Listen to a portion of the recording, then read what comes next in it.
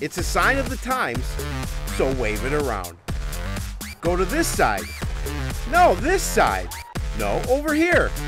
Go to the head of the class, and as I always tell you, run for that favorite spot. We're going to celebrate and bring you all of the scores. Sports Night is next. Hello, everyone, and welcome to Sports Night. I'm Joe Young. I'm Howie Shapiro. Was that the Keeney or your hands cold? It was the Keeney. Oh, Very okay. excited anytime we get to playoff time, and it is chock full of playoff action tonight on Sports Night. We really do. We have a lot of playoffs to bring you. Some seasons are over. Some seasons haven't started in terms of playoffs yet. So it's all a bunch of interesting stuff. More seasons ending than just getting ready for the playoffs. Yes. As we hit the third week. I guess third week of October? That would be correct. Second and a half. Yeah, 2.5. All right, there we go. We're going to start with the football team. Cardinals went into last Friday's first-round playoff game knowing that they would be facing almost insurmountable odds. The top-seeded Eastridge Raptors had won 7 straight games since an opening day loss to fellow number 1 seed Lakeville North. The East Metro Blue Division champions were ranked number 2 in the state. They averaged over 32 points a game and hadn't given up more than 21 points in any game this season. Cardinals offense able to get the ball moving on their opening possession. They had a couple of first downs and were moving deep into Raptors territory when the unthinkable would happen. That's right, turnovers have hurt the Cardinals all season. It certainly does here. Ball coughed up, and they take over on their 35. Raptors showing off the big gun right away. Dominic London runs for 50 yards on the first play from scrimmage. And then just 2 plays later, it's a 15-yard score to put Eastridge on the board. Next, Raptors possession only lasts 1 play. It's London again. Great hole off the left side, and he just turns on the Jets. A 57-yard score. London had 127 yards and 2 touchdowns on just 5 carries. Eastridge quarterback Adamus Payamanu also averages over 100 rushing yards per game. Just 1 run against the Cardinals, but it's a 32-yard score to put the Raptors up 21-0 in the first quarter. A.J. Tittle had a 20-yard touchdown run for Eastridge, and Danny Lowe had 1 rushing score and another receiving to help the Raptors to a 45-0 halftime lead. Most of Eastridge's starters were done before the break, and the Cardinals find some success against the second string in the third quarter. Brandon Cooper gets them on the board with a 36-yard touchdown run, just finds a hole, gets to the end zone on the first possession of the second half. After the defense forced a punt, it's Tyler George connecting with Jared Crawford. 24-yard score. Nice turn upfield by Crawford for the touchdown. Successful onside kick gets the Cardinals the ball back, and Cooper strikes again. Just great elusiveness and speed as he tries to cut back, then decides to go straight down the sideline. A 25-yard touch, and all of a sudden it's 45-20 in the third quarter.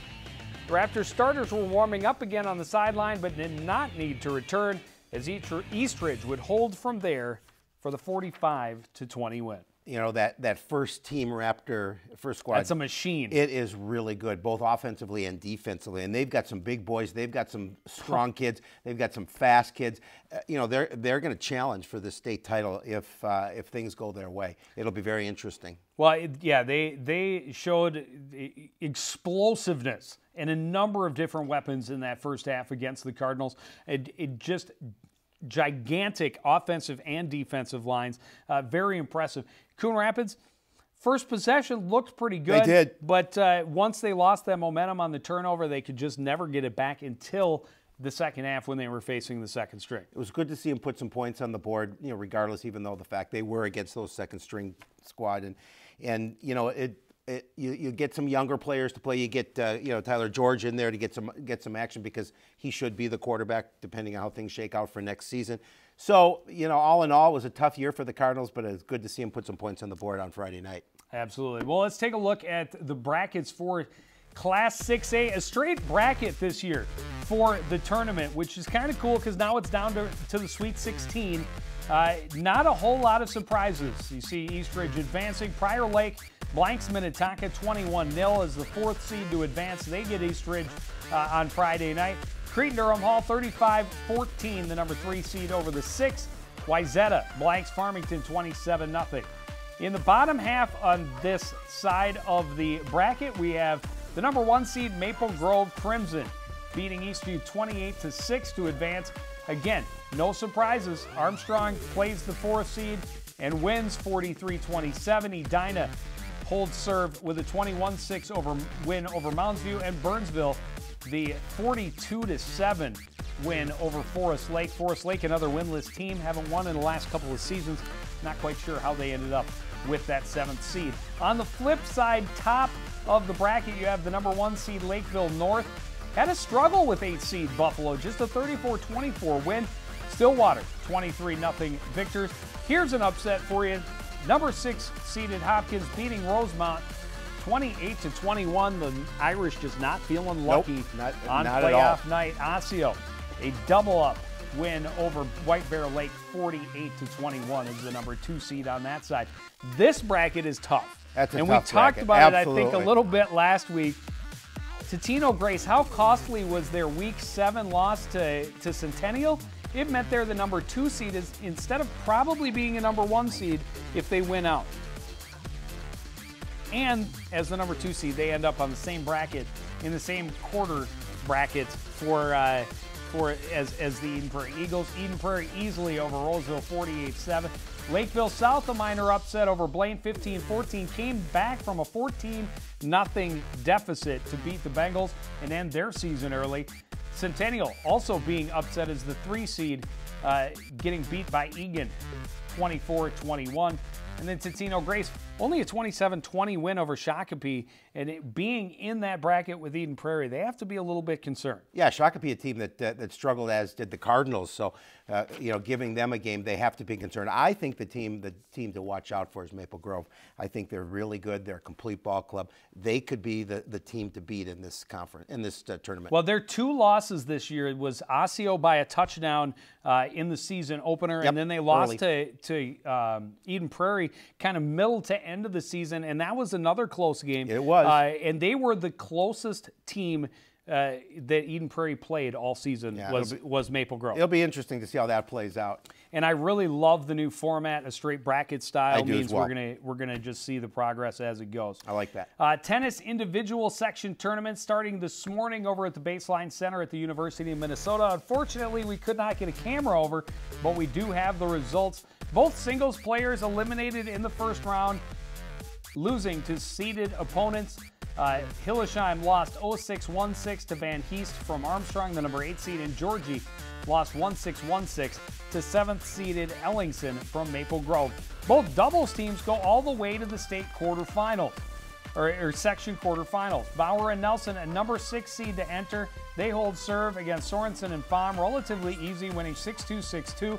And then in the second round against Buffalo, after losing the first set 6-4, they come back to win 7-5, 6-1. And then they lose to Wolf and Kelly 2-6, 4-6. Yeah, the number 3 seed. And Wolf and Kelly, the number 3 seed in that bracket. Everhart and Westra, unseeded coming in. They beat the Blaine duo 6-3, 6-4. Then beat Janney and Yang from Park Center in 3 sets after losing the first. And then go up against the number 1 seed, Stevenson and Bowden from Wayzata, and lose that one 0-6, 2-6. That's interesting. I'm not sure. Maybe I'm correct, but I'm going to go with mine. Is that Bauer and Nelson actually lost 5-7, 6-2, 5-7. That's impressive. Is what I saw in that quarterfinal loss to the number 3 seed from Champlain Park. So a tough. It's always tough when any season ends, but a really good season for this tennis team. Yeah, Coach Stork talked about the fact that doubles team of Nelson and Bauer could have an opportunity to go a ways, and they did give the number 3 seed a pretty good battle at the end there. Correct. Absolutely right. You're up. I know I'm up. I got to follow what's going on. Well, want to talk about a little volleyball? Let's do that. The volleyball team will wrap up the regular season and play with a pair of matches this week. Last week, just one contest when they traveled to Spring Lake Park on Tuesday. Stop laughing, Joe. The Panthers were just ahead of the Cardinals in the Northwest Suburban standings with one more conference victory. So a win would pull them even. Both were trying to end losing streaks and would be fighting hard against an opponent, and they knew it would be beatable. First set, both teams looking to get control early. Great volley on both sides of the net on this point. Panthers set it up for Addison Altoff on the right side, but Hannah Gonzala there for the block to get the point for the Cards. Spring Lake Park able to get on a roll late, and that leads to the win in the first set. Another set for Althoff this time as she's able to finish. The Panthers win the first, 25-10. Coon Rapids able to keep it closer coming up here in the second, and again, big defense at the net. This time it's sophomore Ellie Hinsey getting the block. This helps the seesaw continue to the end of the second. Unfortunately, the Panthers again getting big points down the stretch. Cardinals set up for Gonzalez and away from the net. She can't get much on the attack. Spring Lake Park sets it up on the right side from Marissa Bogert. There for the no chance on that one. Panthers win the second. Coon Rapids trying to avoid the sweep in the third. Missy Schmitz with a great adjustment on the ball, tips it around. The defense gets the Cardinals a point. However, the Panthers will make sure this one ends early. Good attack by Coon Rapids at the point, but even better turn for Spring Lake Park. Emily Althoff gets the kill to give the Panthers a 25-17 victory. Third set as they sweep the Cardinals. Well, and Spring Lake Park just ahead of the Cardinals. They're having a tougher season as well. And you know, what I found interesting, and I only watched a little bit of the highlights, but you got another pair of twins for the Spring Lake Park Panthers. A lot of them. The Althoffs just sophomores, so that's a couple of nice looking players over the next couple of years for the Panthers. You know, I think coming into that one, maybe a little disappointing for the Cardinals that they lost in 3 to a team that was just a game ahead of them. They had an opportunity to play for a tie in the conference. Well, and the volleyball team still has a week remaining in the regular season. They will host Centennial and close out their home schedule on Tuesday against the Cougars. They're at Osseo on Thursday, and will start the postseason next Tuesday. And Howie? We'll be there. All right, swimming and diving team off this past week. They will have the Northwest Suburban Conference Tournament. Their bracket is the 11th seeded match. It'll be a tri-meet with Park Center in Irondale. That's on Tuesday. Then they have a couple of weeks off to get ready and really shave times before the Section 7 AA championships start on November the 12th. Cross-country teams will have this week off before the Section 5 AA championships next Thursday. This past week, the boys and girls competing at the Northwest Suburban Conference Tournament. Both teams have shown solid progression throughout the season and have seen a number of strong finishes deeper in their lineups that have contributed to solid team scores. Coach Denny Green getting the girls all fired up for the start of their race, and they would be right in the middle of a very crowded field at the starting line. You can see as they get throughout the course, there wasn't a lot of room to maneuver anywhere along the race course. A lot of bodies and a lot of jockeying for position. And this was a full 5K course, so a grueling task. 7th grader Elena Headland finds the right pace. She's the first Coon Rapids runner to finish in 18th. Junior Brina Del Castillo almost a full minute behind, finishing at 21:52.3. Michelle Oniakaba comes in next in 75th. Then the rest come in together. Juliette Watanabe is 80th. Olivia Ellenbecker taking 82nd. And Nabby Ellenbecker taking 83rd. Cardinals finished 12th. Boys able to do a little better against this very talented Northwest Suburban field. Paul Breitbach and Nate Muggenberg running together to lead the Cardinals. Muggenberg has a great push at the end of the race, getting into the top 10, 9th overall in 17 minutes, 8.2 seconds. Breitbach isn't far behind. He finishes 12th. Tanner Ost getting across the stripe next, taking 22nd in just under 17.5 minutes. Joe Coughlin finished 48th, and Matt Dunn was 83rd, rounding out the top 5 for Coon Rapids. They finished 6th out of the 14 cross-country teams. Solid 6th place finish for the Cardinals in that meet. That's impressive for them. Well, and it's been such an odd, and for most of us, glorious fall. It has been so warm. 74 degrees today in mid-October, past mid-October. So it'll be interesting because they have those section and state races so late. And these runners have been so used to warmer temperatures, almost as a rule, they haven't even had a chance to get out and train in cooler temps. What that will do to times and what that means for the Cardinals' opportunities to maybe catch up with some of those top runners that are just ahead of them. Well, you know, it'll be interesting, and again, you love that. You love that weather. Certainly, the El Nino, I think, is going to have an effect on that. But it'll be interesting to see what their times can be and how they can continue to improve. Yeah, and so section tournament over at Anoka High School next Thursday, the 29th, and then a week behind that will be the state tournament. That's over at St. Olaf. The Cardinals boys soccer team was much improved this season, and they were rewarded with a 5th seed in the playoffs and an opportunity to try to steal an upset. The first round put them up against crosstown rival Blaine. The Bengals are having a bit of a down year, but it didn't affect them in the first time these two teams met. Blaine dominated that game, winning 5-1. Cardinals were hoping to turn things around and get some revenge when it really mattered. Bengals start the scoring in the 12th minute, creating some chaos and confusion by applying pressure deep in the Cardinal end. Then it passed back to Ryan Anderson, who one-touches it back to the far side upper corner. That put Blaine on the board, and it also made them hungry for more. Coming up just 90 seconds later, they would get it deep and bring a lot of bodies to the front. Sergei Koch will be the one to put it home. Blaine has a 2-goal lead just in the 14th minute. Well, they were there from far from the finish, still first half. Long pass behind the defense. Koch able to get it to tip it past a charging Jula.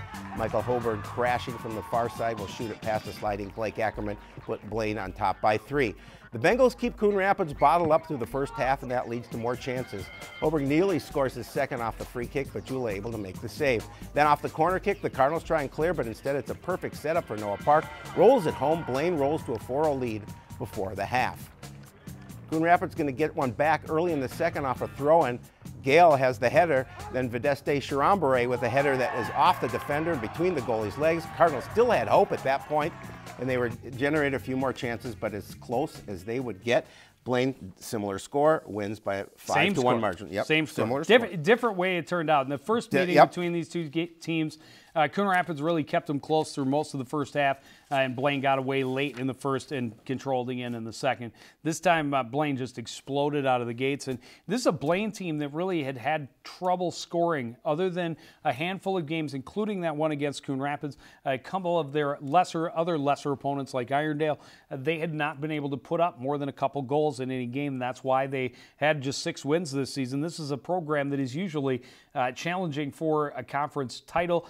This year, not the case, but they're hoping the second season looms large and they are able to make a surge here in the postseason. Yeah, they have some players that can score the ball. But, you know, when you're looking at the Cardinal program, a team that the 6 wins on the year, a team that's got some pretty good young players coming up in the season. Coach Paco was very excited when we talked before the game about the things that are going to take place next season. Yeah, they're going to lose some big pieces. They will. Vedeste Chirambere, one of the best names in Coon Rapids sports history, and the goaltender Jula among the notable departures, but they will have a lot back. Here's a look at the Section 7 AA bracket. Duluth East, the 3-2 upset, they made sure that their journey south was worth it as they knocked off the Huskies 3-2.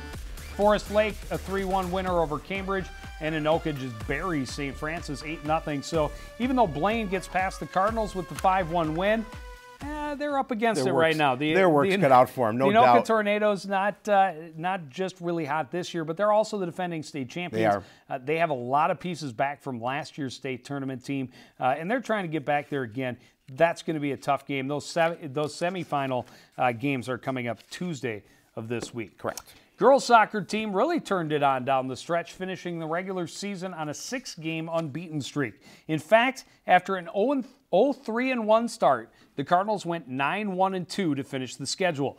That earned them a number 2 seed in the section tournament and a chance to start the postseason at home against the 7th-seeded Irondale team. The Cardinals beat 9-1 during the regular season.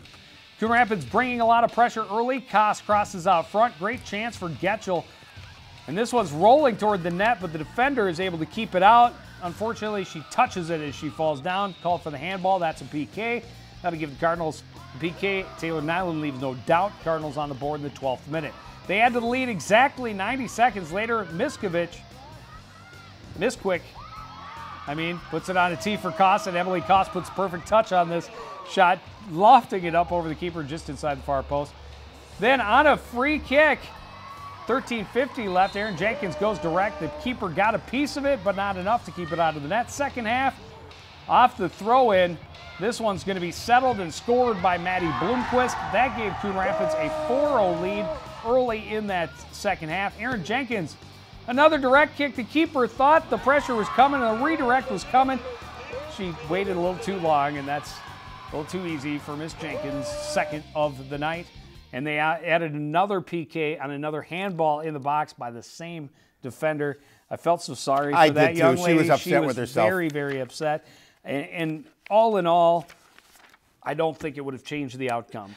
Coon Rapids is just dominant, head and shoulders better, back to front and front to back and sideways than the Irondale Knights this year. Well, as we talked about, Irondale coming in only 7 goals on the season. The Cardinals knew that if they put some pressure on in the first half, got at least a 2-goal lead, they really had the opportunity to win. Well, it turned out to be a 3-goal lead at the break, and really the Knights weren't able to get into it at all during that game.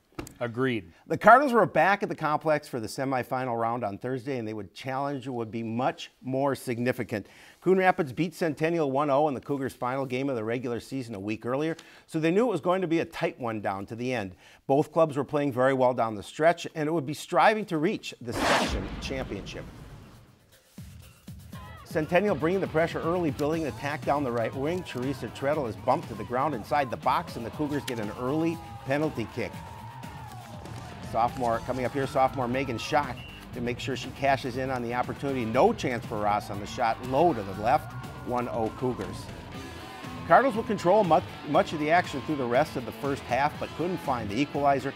This one just spins off the foot of Maddie Getchell, and it's an easy save for the keeper. Centennial's going to come out and bring some good pressure in the second half, keeping the Cardinals down in their own end. A couple of chances and close, and the tip leads to the play out the end line and the corner kick for the Cougars. As the final seconds tick away, Centennial just able to keep Coon Rapids trapped in the defensive end.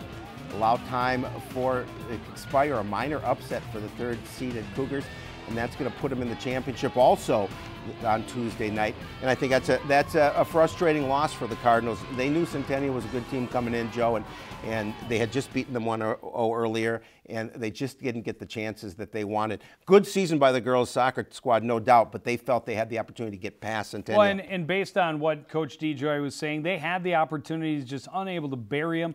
But give credit to Centennial. The Cougars playing very, very well down the stretch, as were the Cardinals, and both teams couldn't make it. So, Centennial, but credit to the Cardinals. 10-2-2 in their last 14 games this year. That's a pretty impressive mark. No, disappointing, too, for them on their home field, not getting the win, too. They wouldn't have been at home had they advanced to the championship, but they would have liked to get to that point. And as you're right, Centennial played well enough, obviously, to beat them. Well, and I think Anoka is going to be shaken a little bit because Centennial is playing that well down the stretch that they're going to give the Tornadoes a run for their money. We have that bracket, too. There it is. It's Maple Grove. It's Maple Grove, yep. I apologize. Maple Grove, the #1 seed in the girls' bracket. The Crimson should be worried because Centennial has got to be one of the hottest teams around. And I don't remember what it was. The Cardinals, when they beat them in that last game of the regular season, stopped like an 8 or 9 game winless or unbeaten streak.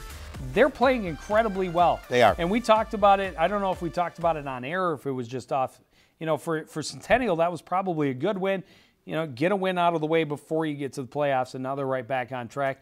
Unfortunately, the Cardinals on the losing end, but credit to Centennial and credit to the girls' soccer team for how well they played. They did 10-2-2 after an 0-3-1 start. Absolutely, that's fantastic play down the stretch and well into the playoffs. And it's not like they lost big, 1-0, and it came down to a penalty kick. Yeah, that's unfortunate. On a somewhat questionable call. Yep. Maybe. Of course, that's coming from the losing coach.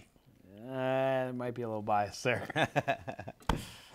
The poor referees, they can't please everybody. No, they cannot. No, they're the least loved people at the field. Believe it or not, we have nothing on our upcoming schedule remaining for the fall season except for volleyball playoffs. Those will start next Tuesday. Yep. We will follow the Cardinals as far as they go. And just about 2 weeks away from our first look at the girls' hockey team, newly combined. Coon Rapids and Spring Lake Park squad open their schedule, I believe, on the 2nd of November. No, not the 8th of November. I'm pretty sure, the 8th. That's whatever. We'll be there, regardless of the 7th. Whatever Saturday is. The 7th. The 7th. It's an afternoon game, I believe. Yes, the 7th and 14th. 7th and 14th, mark your calendars. We'll have girls hockey live at 3 o'clock on those Saturdays here on CTN. But before that, we have girls volleyball playoff action starting next Tuesday. Of course, we can't show that to you live. It'll rebroadcast at midnight on Tuesday night. But that's going to do it for this edition of Sports Night. I want to thank everybody out there for joining us and continuing to support everything we do here at CTN. To the entire crew, including my friend Howie Shapiro, I'm Joe Young saying good night.